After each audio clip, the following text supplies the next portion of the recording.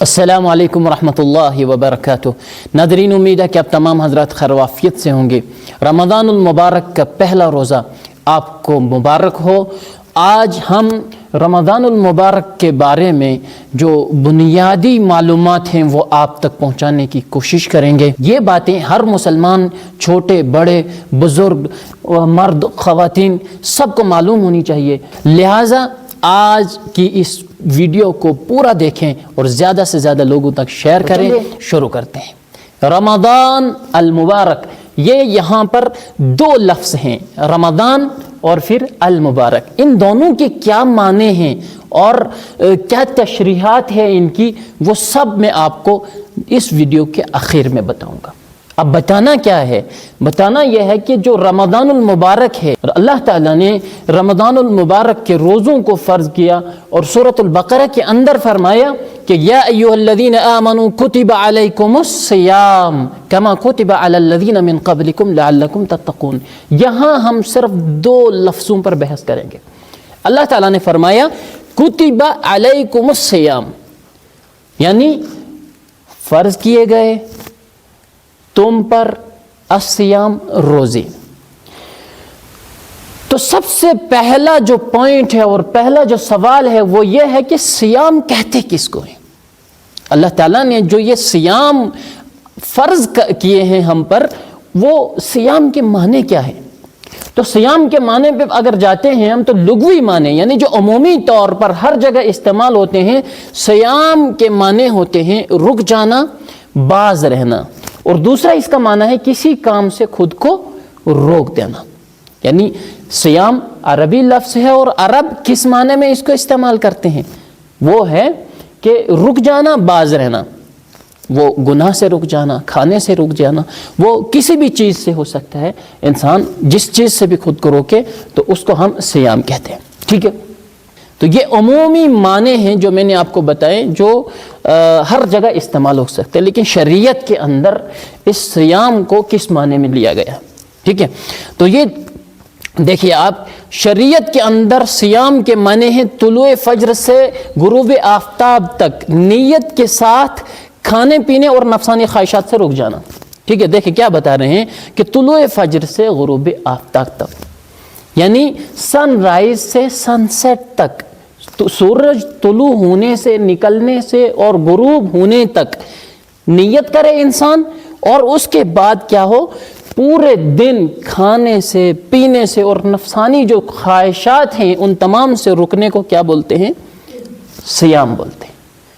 تو امید ہے کہ آپ یہ سمجھ گئے ہوں گے کہ صیام کے معنی کیا ہیں، لغوی بھی جو لوگ استعمال کرتے ہیں اور شرعی بھی، یعنی جو شریعت نے جس معنی میں لیا ہے۔ تو صیام کے معنی کلیئر ہو گئے۔ اللہ تعالیٰ نے فرمایا کتب علیکم الصیام، تم پر روزے فرض کر دیے گئے۔ اب دوسرا سوال یہ ہے کہ کتبہ فرض کیے تو کیے کیوں؟ دوسرا سوال ہے کہ اگر روزے فرض کیے صبح سے شام تک، اللہ نے کہا کہ بھوکے رہو، نفسانی خواہشات سے روکے رہو، تو یہ فرض کیوں کیے؟ کیا ضرورت تھی اللہ تعالیٰ کو؟ تو اس کا جواب جو ہے وہ ہے لعلکم تتقون۔ اللہ تعالیٰ نے اسی آیت میں سورہ بقرہ آیت نمبر 183 کے اندر بتایا لعلکم تتقون، روزے میں نے فرض کیے تاکہ تم تقوی اختیار کرو، تاکہ تم تقوی والے بنو، تاکہ تم متقی بنو، تاکہ تم پرہیزگار بنو۔ تو یہ اللہ تعالیٰ فرما رہے ہیں کہ صیام تم پر فرض کیے گئے، روزے فرض کیے گئے، اور مقصد کیا ہے؟ تقوی والا بننا۔ اب ہم آتے ہیں تقوی کے معنی میں۔ تقوی کا مطلب کیا ہے؟ جو کہ اللہ تعالیٰ نے بیان کہ روزے رکھو گے تو تقوی تمہیں ملے گا، روزے رکھو گے تو تمہیں وہ تقوی حاصل ہوگا۔ تو وہ تقوی کیا ہے؟ اس تقوی کے معنی تو جان لیں مسلمان، ہم جان تو لیں کہ جس مقصد کے لیے اللہ تعالیٰ نے رمضان المبارک کے روزے رکھے تھے، فرض کیے تھے، وہ مقصد کیا ہے؟ اگر وہ مقصد تقوی ہے تو اس تقوی کے معنی تو مسلمانوں کو جاننے ہوں گے۔ تو چلیے دیکھتے ہیں، پہلا جو معنی ہے بچانا، تقوی کے معنی بھی دیکھو۔ دوسرا محفوظ رکھنا، یعنی اپنے آپ کو کسی نقصان سے بچانا، پہلا معنی۔ اور دوسرا معنی ہے اللہ سے ڈرنا، ٹھیک ہے؟ تقوی کے کیا معنی ہیں؟ بچانا، محفوظ کرنا۔ آپ کو کوئی نقصان ہو رہا ہو، خود کو اس نقصان سے بچانا، ٹھیک ہے۔ دوسرے معنی ہے اللہ سے ڈرنا، اور یہ ڈر کیسا ہے؟ یہ ڈر وہ والا ڈر نہیں ہے، دہشت والا ڈر، خوفناکی والا ڈر نہیں ہے، بلکہ یہ ادب والا ڈر، یہ محبت والا ڈر، جہاں ذمہ داری کا احساس ہو، جہاں انسان ڈرے کہ میرا مالک مجھ سے ناراض نہ ہو۔ تو یہ بالکل اسی طرح ہے جس طرح ایک بیٹا اپنے باپ سے ڈرتا ہے، تو وہ ڈرنا جو ہے اس میں شفقت ہوتی ہے، اس میں محبت ہوتی ہے، اس میں ادب ہوتا ہے۔ تو یہ تقوی کے یہ دوسرے معنی ہیں کہ اللہ سے ڈرنا۔ اب ذرا غور کریں، واپس جائیں تو صیام کے معنی کیا تھے؟ رک جانا، خود کو روک دینا، اور تقوی کے معنی بھی کیا ہیں؟ بچانا، خود کو محفوظ کرنا۔ انسان جب رکتا ہے کسی چیز سے تو کیوں رکتا ہے؟ رکتا تو اسی لیے، گناہوں سے رکتا اس لیے کیونکہ خود کو محفوظ کرنے اللہ کے عذاب سے۔ اگر آگ ہے سامنے، انسان چل رہا ہے، آگے گڑھا ہے، آگ ہے، ہلاکت ہے، تو انسان خود کو روکے تو روکے کیوں؟ تو مقصد اس کا یہی ہوگا کہ میں خود کو بچانا ہے مجھے۔ تو خود کو بچانے کے لیے، دیکھیں، محفوظ کرنے کے لیے انسان کیا کرتا ہے؟ خود کو روکتا ہے، رک جاتا ہے۔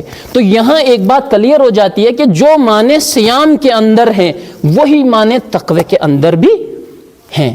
تو دونوں یہ ان دو لفظوں کی آپس میں رشتہ داری دیکھیے کہ صیام کے معنی رک جانا اور تقوی کے معنی بھی، یہ ایک آپس میں کتنا ملتے ہیں۔ تو یہ آپ سمجھ گئے ہوں گے۔ اگر نہیں سمجھے تو مجھے کمنٹ سیکشن میں ضرور بتائیں، دوبارہ سمجھاؤں گا، کسی بھی طریقے سے سمجھاؤں گا، لیکن یہ چیزیں سمجھنا ہر مسلمان کے لیے ضروری ہے۔ صیام کے معنی ہے خود کو روکنا، اور یہ روکنا کب ہے؟ صرف رمضان المبارک کے اندر۔ اور پھر تقوی کے معنی بھی ہے خود کو روکنا، خود کو بچانا، لیکن یہ جو تقوی ہے نا، یہ اس کی جو جگہ ہے وہ پوری زندگی ہے، اس کی جو فیلڈ، تقوی کی فیلڈ پوری عمر ہے، اور صیام کا جو فیلڈ ہے، صیام کا جو میدان ہے وہ کیا ہے؟ رمضان المبارک کا مہینہ۔ تو یہاں ہم کہہ سکتے ہیں، بلکہ کہنا چاہیے کہ صیام جو ہے وہ تقوی کو مضبوطی دینے کے لیے ہے۔ سال کے اندر ایک مہینے میں جو صیام ہیں، صیام یعنی روزے، رمضان المبارک کے روزے، تو یہ روزے جو ہیں یہ تقوی کو مضبوط کرنے کے لیے ہوتے ہیں۔ یہاں علماء ایک اور بات کہتے ہیں کہ جو صیام ہے، صیام یعنی رمضان المبارک کے جو روزے ہیں، یہ اس کو چھوٹا روزہ کہتے ہیں۔ بڑا روزہ وہ کہتے ہیں پوری زندگی کا جو روزہ ہے، انسان جب تک اس کی جان میں آخری سانس ہے تب تک وہ تقوی والی زندگی اختیار کرے، خود کو برے کاموں سے بچائے، وہ بڑا روزہ ہے۔ ہاں، اس کی افطاری موت کے وقت آخری سانس ہے، ٹھیک ہے۔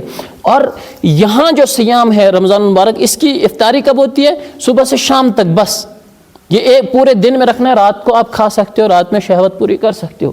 لیکن جو تقوی ہے اس کی لمٹ کیا ہے، اس کا میدان کیا ہے؟ پوری زندگی۔ تو یہاں صیام رمضان المبارک کا روزہ جو ہے چھوٹا روزہ ہے، اور پوری زندگی کا جو روزہ ہے تقوی کے ساتھ گزارنا وہ اصل روزہ ہے، اور اس روزے کی تقویت کے لیے رمضان المبارک کے روزے ہیں۔ تو کیا سمجھے آپ؟ اس سے یہی مطلب نکلتا ہے کہ رمضان المبارک کے جو یہ 30 روزے ہیں، یہ انسان کو تیار کرنے کے لیے کہ وہ پوری زندگی میں اللہ کے حکموں پر چلے، اللہ سے ڈرے، اور جو برے کام ہیں، غلط کام ہیں، ان سے انسان خود کو روکے۔ تو کیا آپ اس عمل کے لیے، کیا آپ اس ٹریننگ کے لیے انٹرسٹڈ ہیں یا نہیں ہیں؟ کیا آپ یہ ٹریننگ حاصل کرنا چاہتے ہیں؟ کیا آپ اس مقصد میں کامیاب ہونا چاہتے ہیں؟ یہاں پر ایک بات ہے کہ جب یہ ساری چیزیں، تقوی والی جو ساری چیزیں آتی ہیں، تو اس کو ہم کہتے ہیں متقی، ٹھیک ہے۔ متقی کس کو کہتے ہیں؟ جو اللہ سے ڈرے، اللہ سے ڈرنے والے کو متقی کہتے ہیں۔ نمبر 2، خود کو گناہوں سے روکنے اور اللہ کے عذاب سے بچانے والے کو ہم کیا کہتے ہیں؟ متقی کہتے ہیں۔ نمبر 3 کیا ہے؟ متقی کے معنی پرہیز کرنے والے کو ہم متقی کہتے ہیں۔ تو یہ چیز جو ہے متقی بنانا اصل مقصد ہے۔ اللہ تعالیٰ نے اسی لیے رمضان کے 30 روزے ہم پر فرض کیے۔ تو کون کون تیار ہے اللہ سے ڈرنے کے لیے؟ کون کون تیار ہے خود کو گناہوں سے روکنے اور اللہ کے عذاب سے بچانے کے لیے؟ کون کون تیار ہے متقی اور پرہیزگار بننے کے لیے؟ کون کون اس بات کے لیے تیار ہے؟ جو تیار ہیں انہیں رمضان المبارک کی حقیقی مبارکباد ہے۔ خلاصہ کلام یہ کہ گناہوں سے بچنا ہے۔ اصل مقصد اللہ کی جو منشا ہے، اللہ چاہتا ہے کہ انسان گناہ سے بچے، مسلمان گناہوں سے بچ جائیں۔ اور اگر ہم اسی طرح رسماً رواجاً روزے رکھتے رہیں اور ساتھ ساتھ گناہ کرتے رہیں تو پھر اللہ تعالیٰ اس کے بارے میں کیا کہتے ہیں؟ رسول اللہ صلی اللہ علیہ وسلم نے فرمایا من لم يدع قول الزور والعمل به فليس لله حاجة ان يدع طعامه وشرابه۔ رسول پاک صلی اللہ علیہ وسلم نے فرمایا کہ جو قول الزور یعنی گناہ کی بات، ٹھیک ہے، جھوٹی بات، گناہ کی بات نہ چھوڑے، والعمل به اور اس پر عمل کرنا نہ چھوڑے۔ سیدھے اور آسان لفظوں میں یہ کہ جو شخص گناہ کی بات اور اس پر عمل کرنا نہ چھوڑ دے، یعنی گناہ والی کوئی بات کرنا نہ چھوڑے اور گناہوں پر عمل کرنا نہ چھوڑے، تو اللہ کو کوئی ضرورت نہیں ہے کہ انسان صبح سے شام تک بھوکے پیٹ رہے۔ نعوذ باللہ من ذالک۔ اللہ کے رسول صلی اللہ علیہ وسلم کہہ رہے ہیں کہ روزہ رکھنے کی تمہیں کوئی ضرورت نہیں ہے اگر تم گناہ کی بات اور گناہ کا کام نہ چھوڑو۔ تو یہ کتنی بڑی بات ہے کہ ہم ایک طرف روزے بھی رکھتے ہیں اور گناہ بھی کرتے ہیں۔ ہم اللہ تعالیٰ کی رحمت کے محتاج ہیں، اس کی ہدایت کے محتاج ہیں۔ اللہ تعالیٰ مجھے بھی اور آپ کو بھی ہدایت دے اور اس رمضان المبارک کو حقیقی رمضان المبارک بنائے، ہماری زندگی کی نجات کا ذریعہ بنائے۔ اللہ تعالیٰ ہمیں ہماری زندگی کو اس رمضان المبارک کے ذریعے سے بدل دے۔ اس روزے ہم رکھیں، پھر پوری عمر ہم اللہ تعالیٰ کے سامنے سرب سجود ہوں، اللہ تعالیٰ کے تمام حکموں پر عمل کرتے رہیں اور متقی بنتے رہیں۔ تمام گناہوں سے اللہ تعالیٰ ہمیں ان تمام باتوں سے محفوظ رکھے جن سے اللہ تعالیٰ ناراض ہوتا ہے۔ تو اب آخری بات یہ ہے جو میں نے یہاں شروع میں کہا تھا کہ آپ کو لاسٹ میں بتاؤں گا، رمضان اور المبارک، ان دونوں کے کیا معنی ہیں؟ دیکھیں، رمضان جو ہے یہ عربی لفظ ہے اور اس کا جو بنیادی معنی ہے، جو اصل معنی ہے وہ ہے جلانا۔ تو اب یہ اس مہینے کو رمضان کیوں کہا گیا، نام کیوں رکھا گیا، اس کے لیے علماء دو باتیں کہتے ہیں۔